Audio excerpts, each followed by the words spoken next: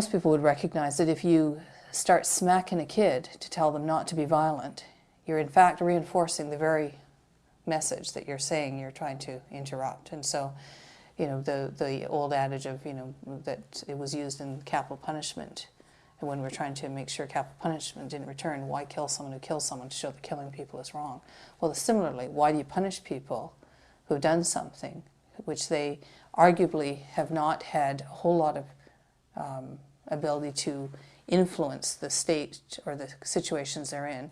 Where they have, punishing them for it is not likely to change that behavior. It may change how they try to hide that behavior in the future, but if you don't actually set up a process whereby they can have an ability to do something different in the future, then all you do is teach them to be, you know, not get caught at it next time or something like that. So I think that when we talk about the principles, we have to think about the reality of who's in prison in the first place. And too often, whether it's restorative justice, sentencing, criminal law, we don't talk about pulling back a bit and saying, why is it we even use these processes? Crime is a theory.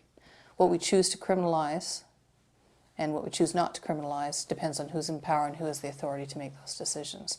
So when you recognize crime's a theory, you have a whole lot of leeway to determine what you'll criminalize and what you won't, and we don't even have those discussions in terms of, we end up talking about tinkering with those who where, you know, we just continue to decide we'll catch or criminalize more things, or we'll norm crime.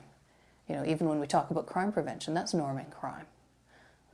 You know, I used the example today in our session of when you have food programs, when you feed kids in schools and say it's crime prevention monies, what you're essentially saying is, I'm feeding you kids so you don't become young criminals. What kind of message does that send as a society when we fund things and call it crime prevention?